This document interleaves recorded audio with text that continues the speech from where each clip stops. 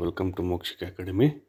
So in this video ನಿಮಗೆ next procedure PGCETಯ next procedure ಏನಿರುತ್ತೆ ಅಂತ ಹೇಳೋದಕ್ಕೆ ಬಂದಿದ್ದೀನಿ.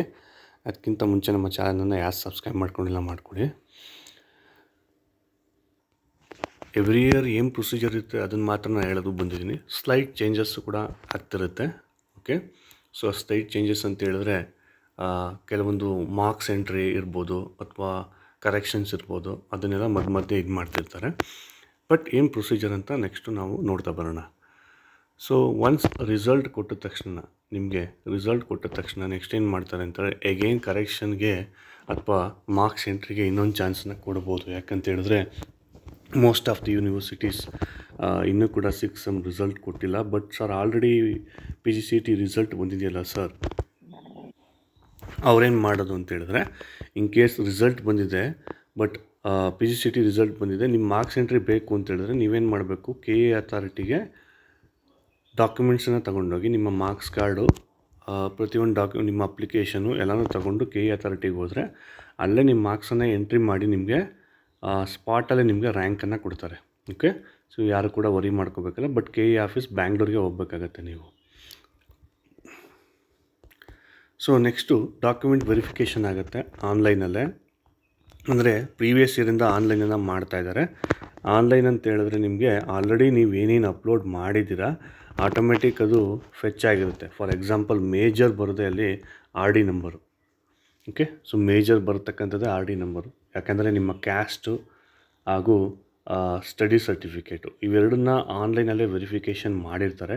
ಇನ್ ಕೇಸ್ ಏನಾದರೂ ಡಿಸ್ಕ್ರಿಪೆನ್ಸಿ ಇದೆ ಅಂತ ಹೇಳಿದ್ರೆ ನಿಮಗೆ ಆಟೋಮೆಟಿಕ್ಕಾಗಿ ಅವರು ಅಲ್ಲಿ ನೀವು ಲಾಗಿನ್ ಆದ ತಕ್ಷಣ ಹೇಳ್ತಾರೆ. ಸೊ ಅದನ್ನು ನೀವು ರೆಕ್ಟಿಫೈನ ಮಾಡಬೇಕಾಗ್ತದೆ. ನೆಕ್ಸ್ಟು ಸೀಟ್ ಮ್ಯಾಟ್ರಿಕ್ಸ್ ಬರ್ತದೆ. ಸೀಟ್ ಮ್ಯಾಟ್ರಿಕ್ಸ್ ಆಲ್ರೆಡಿ ಬಿಟ್ಟಿದ್ದಾನೆ ಇಲ್ಲಿ, ಬಟ್ ಕೆಲವೊಂದಷ್ಟು ಕಾಲೇಜಸ್ಗಳು ಇಲ್ಲ ಅಂತ ಕಮೆಂಟ್ ಸೆಕ್ಷನಲ್ಲಿ ಆಗ್ತಾಯಿದ್ದೀರಾ. ಸೊ ಎಗೇನ್ ಇನ್ನೊಂದು ಸೀಟ್ ಮ್ಯಾಟ್ರಿಕ್ಸ್ ಬಿಡ್ಬೋದು. ನೆಕ್ಸ್ಟು ಫೀಸ್ ಸ್ಟ್ರಕ್ಚರನ್ನು ಬಿಡಬೇಕಾಗ್ತದೆ. ಓಕೆ, ಸೊ ಎವ್ರಿ ಇಯರು 10% ಅಥವಾ 5% ಇನ್ಕ್ರೀಸ್ ಆಗ್ತಕ್ಕಂಥ ಚಾನ್ಸಸ್ ಇರುತ್ತೆ.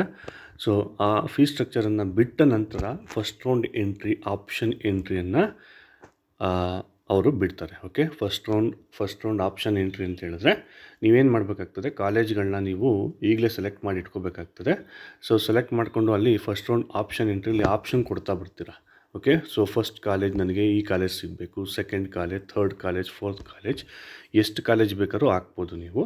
But according to last year cut ಆಫನ್ನ ನೋಡಿಕೊಂಡು ನೀವೇನು ಮಾಡಬೇಕಾಗತ್ತೆ, ಇದನ್ನು ಮಾಡಬೇಕಾಗತ್ತೆ. ಸೊ ಆ ಕಟ್ ಆಫ್ ಅಂದರೆ ಏನು, ಯಾವ ರೀತಿ ನೋಡ್ಕೋಬೇಕು ಅನ್ನೋದನ್ನು ನಾನು ನೆಕ್ಸ್ಟು ಇನ್ನೊಂದು ವೀಡಿಯೋದಲ್ಲಿ ನಿಮಗೆ ಪೂರ್ತಿ ನಾನು ಹೇಳ್ಕೊಡ್ತೀನಿ ಯಾವ ರೀತಿ ಅಂತ. ಓಕೆ, ಸೊ ನೆಕ್ಸ್ಟು ಇದೆಲ್ಲ ಆದ ನಂತರ ಮಾರ್ಕ್ ಅಲಾಟ್ಮೆಂಟ್ ರಿಸಲ್ಟ್ ಅಂತ ಬಿಡ್ತಾನೆ. ಅಂದರೆ ಈ ಕಾಲೇಜಲ್ಲಿ ನಿಮಗೆ ಸಿಗಬಹುದು, ಎಕ್ಸ್ಪೆಕ್ಟೆಡ್ ಕಾಲೇಜ್ ಅಂತ ಬಿಡ್ತಾನೆ. So if you are not satisfied with the mark allotment result you can reshuffle the options. ಏನು ಒಂದು ಫಸ್ಟ್ ಕಾಲೇಜು ABC ಕೊಟ್ಟಿರ್ತೀರ, ಸೆಕೆಂಡ್ ಕಾಲೇಜ್ XYZ ಕೊಟ್ಟಿರ್ತೀರ, ಥರ್ಡ್ ಕಾಲೇಜು MN ಅಂತ ಕೊಟ್ಟಿರ್ತೀರ. ನಿಮಗೆ ಥರ್ಡ್ ಕಾಲೇಜು ಸಿಕ್ಕಿರುತ್ತೆ ಚಾನ್ಸಸ್ಸು. ಬಟ್ ನಿಮ್ಮ ರ್ಯಾಂಕಿಂಗು 1500 ಇರುತ್ತೆ ಅಂದ್ಕೊಳ್ಳಿ. ಇಲ್ಲಿ 1500 ಈ ರ್ಯಾಂಕಿಂಗ್ ಸಿಕ್ಕಿದೆ. ಬಟ್ ಈ XYZ ಕಾಲೇಜ್ಗೆ 1200 ಕಟ್ ಆಫ್ ಇರುತ್ತೆ. ಓಕೆ, 1200 ಕಟ್ ಆಫ್ ಇರುತ್ತೆ. ಸೊ ಯಾಕೆ ನಿಮ್ಗೆ ಈ ಕಾಲೇಜ್ ಸಿಕ್ಕಿಲ್ಲ ಅಂತ ಹೇಳಿದ್ರೆ ನೀವೇನು ಮಾಡಿದ್ದೀರಾ, ಇದನ್ನು ಸೆಕೆಂಡ್ ಕಾಲೇಜ್ ಕೊಟ್ಟಿದ್ದೀರಾ. ಹಾಗಾಗಿ ಆವಾಗೇನು ಮಾಡ್ಬೋದು, ನೀವು ಇದನ್ನು ಫಸ್ಟ್ ಕಾಲೇಜ್ ಆಗಿ ನೀವು ಎಗೈನ್ ರೀಶಫಲ್ ಮಾಡಿದಾಗ ಸಿಗುವಂಥ ಚಾನ್ಸಸ್ ಇರುತ್ತೆ. ಓಕೆ, ಸಿಗುವಂಥ ಚಾನ್ಸಸ್ಸು ಇರುತ್ತೆ. ಅದನ್ನು ನಾವು ರೀಶಫಲ್ ಆಫ್ ದಿ ಆಪ್ಷನ್ಸ್ ಅಂತ ಹೇಳ್ತೀವಿ. So once you reshuffle first round allotment of result ಬರುತ್ತೆ.